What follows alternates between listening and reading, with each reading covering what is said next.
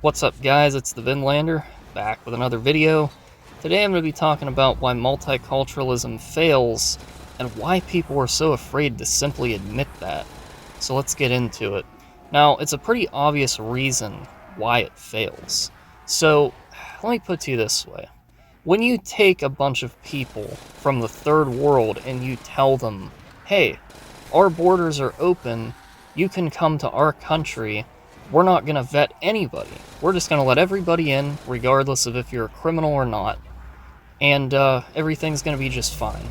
You see a problem with that picture? Because if you don't, you might be a libtard. So the reason that's a problem is you're taking people from a place where the culture is drastically different. Third world country compared to a modern country. A lot of times the values are different, things just aren't going to work out. There's going to be some form of tension, and it seems like, especially with these people, it seems like they just want to take more than give, okay? Because they are given all sorts of benefits when they come to our countries. They're given welfare, they're given free rent, food stamps, they're given literally every single crutch to say, hey, you should be able to do good because we are helping you. But it never works that way. And then when the people make excuses about it, they pull out an outlier. One or two people that actually did good, that came from one of these places and came to our countries. Yeah, you can't do that. Can't use outliers. You want to know why? Because they don't make up the majority, and if the majority sucks, then that means they must all go. The reason for that? Because why would you prioritize an entire group of people because only one or two were successful and the rest of them are all committing crimes and just living like scumbags? That ideology makes zero sense. It is the same thing that people do with the victim mentality. The whole idea of, well, I was born here. Yeah, you were born here, but it doesn't necessarily mean that you are one of us. It doesn't mean that you have the same values that we do, and it doesn't mean that you are going to be able to function, because there is a statistic that proves that when it comes to third world countries, it's not just illegal immigrants that cause the problems, it's legal ones as well. They're both receiving the same type of benefits. A lot of them do live on welfare for generations. And even some of them, when we're talking about the Tyrones and the Ladariuses, they aren't technically immigrants, at least not here in the United States, because they've been here for quite some time. They've been here for over 200 years, as long as some of us, and they still can't get it right. They still kill each other every single day in every inner city in America. They make up 60% of all violent crime. And then they try to pull excuses and use all these cop-outs to say that it's our fault that they act like that. It's like, no, it's not our fault. The reason that you guys act like that is because it's ingrained in you. It's how you are. Because when we go to one of their countries, when we check out Zimbabwe or the Congo or anything like that, what are they always doing over there? Killing each other, getting in countless wars all the time because they simply can't coexist with one another like we can. Like, let me put it to you this way.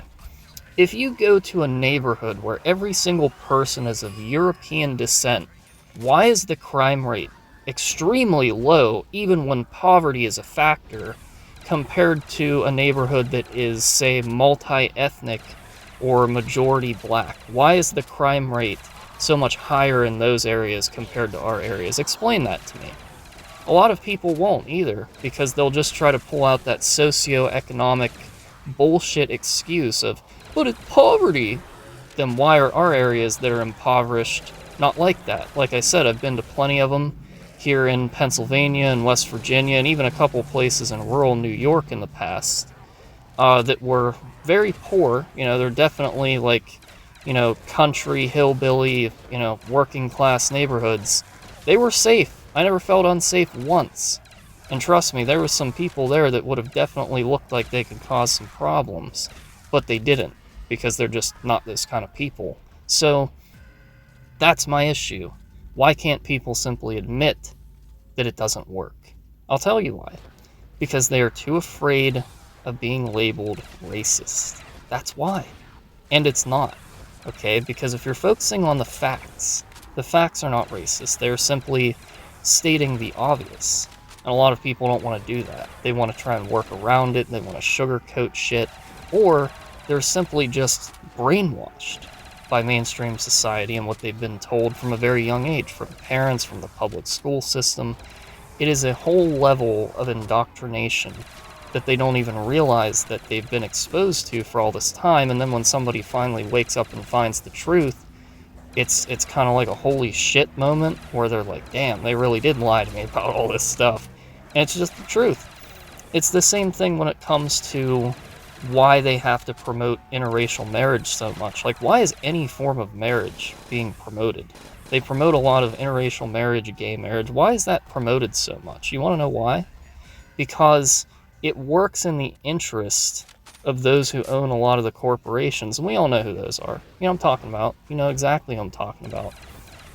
It is their agenda to try and subvert people to their will and get them to try and destroy the traditional values and culture of people of European descent. That's what they want to do.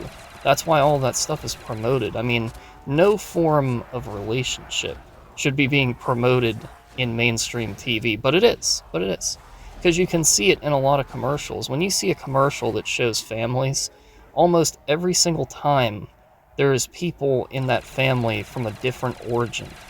That's why. It is a form of propaganda, and a lot of people refuse to admit that, or maybe they're just not noticing it because they don't pay attention. There's a lot of people that don't pay attention. You know, I've been a noticer for quite some time. I started to realize at a young age that maybe, just maybe, a certain artist was not appreciated enough back in the day, and a lot of the things that he was saying were definitely true, and people just decided to throw him under the bus and label him the bad guy without actually ever reading anything that he wrote, because he did write a book. You know, it talked about his struggle as a young man growing up, and I can relate to it quite a bit, especially the way things are going right now. It's hard for me to say that he's wrong about anything, honestly. It just is, you know? And as a young kid, I probably would have never admitted that. I would have said, oh man, that guy was a fucking idiot. That's not true. But when you're young, you have to realize all of the indoctrination, all the things that people do to try and subvert you to their will. This is the exact type of stuff that I talk about almost every day on this channel, because it is so very apparent that they want us to submit to the way that they want to live in our countries. And it's not acceptable. It's not. Because when we founded this country, it was not meant to be like that. I've talked about the Naturalization Act of 1790, what it was really about, and that's the fact that we wanted the country to be majority European. There was quotas set on people who were non-Europeans. They had to have a specific qualification to come into the country, whereas most Europeans did not, because we realized that if you put a bunch of people of European descent in the same place, you know, a lot of times it's going to work because we all have similar values. But if you take somebody from the third world, it's not. And that's why it doesn't work in interracial relationships either. They actually fail at a higher rate than traditional relationships do. And the reason for that is cultural shock. You know, it's pretty interesting when you get people making excuses with that, and then you take a look at the single mother rate in our countries, especially when you take a look at people that, you know, get mixed up playing in the mud. It's pretty obvious, dude. It's what's going to happen to you. And I've been trying to say that for a while now. So, anyways, I hope you enjoyed, and I'll see you in the next one.